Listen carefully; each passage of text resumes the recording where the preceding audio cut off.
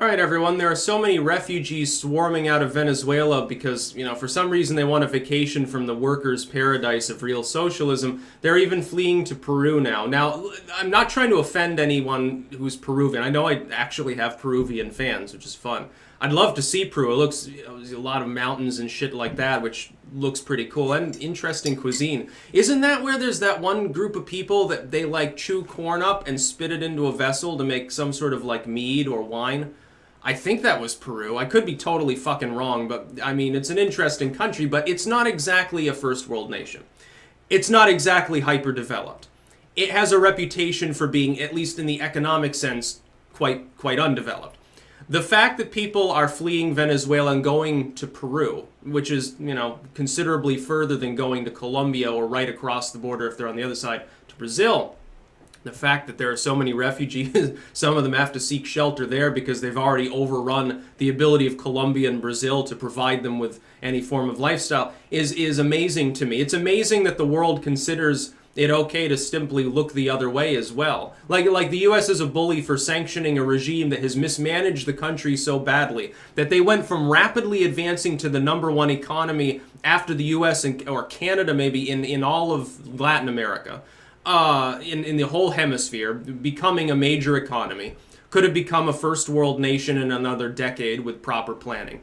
Venezuela went from that to, because of its centralization, because of debt spending, centralization, and too much reliance on crude oil exports, to being now in the dust bin of the economies of Latin America. The GDP year over year is quickly declining in Venezuela. Part of it is the population's declining.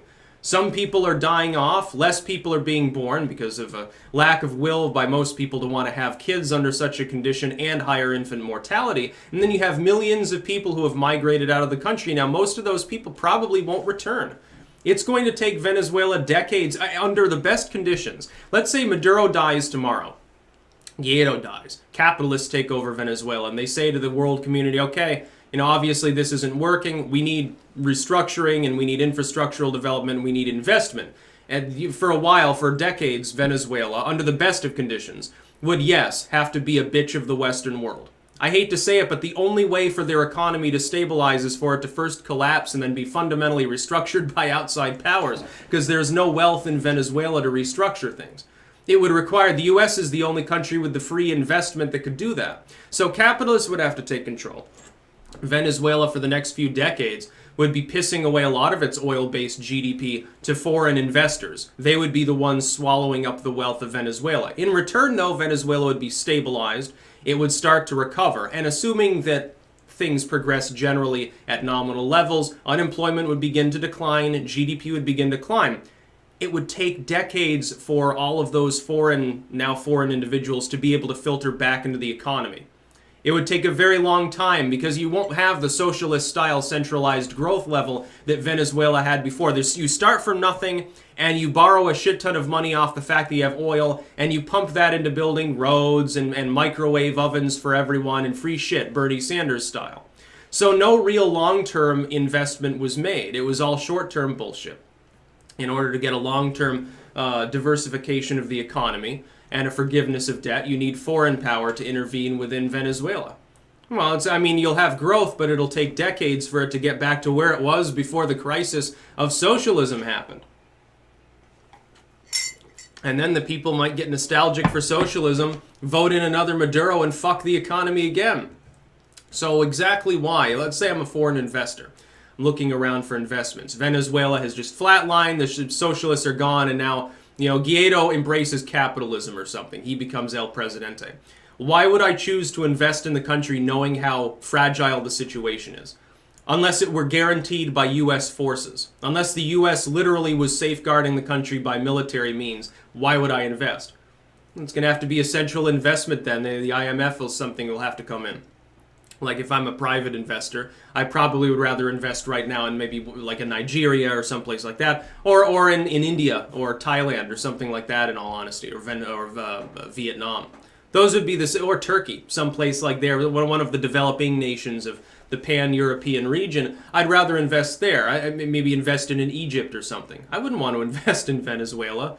knowing that it's one election away from sliding back into irrelevance because the people there got used to socialism giving them good things. There's still an element of nostalgia. They want socialism the way it was under Chavez without realizing socialism is why things suck.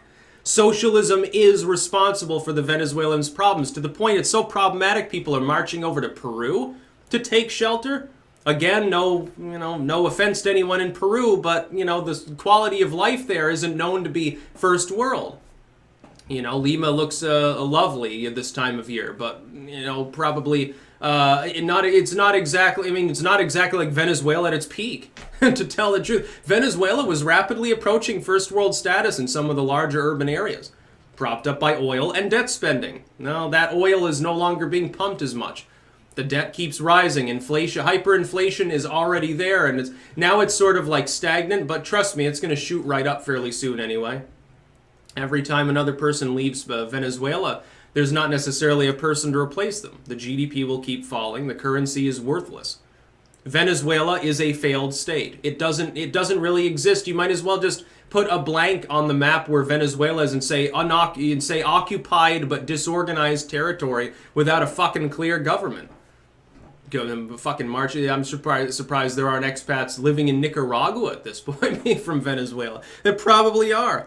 I know we've got tens of thousands of refugees from Venezuela, and these are actually legit asylum seekers, and there's no middleman state for them to take residence in. Trump keeps trying to pressure Mexico to be that state, to be a stand-in to allow asylum seekers so the U.S. doesn't have to.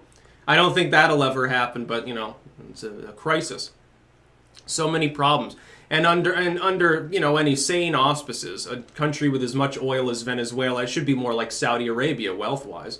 There should at least be a functioning economy. But there's not. What economy? It doesn't exist anymore. That's about all. Peace out.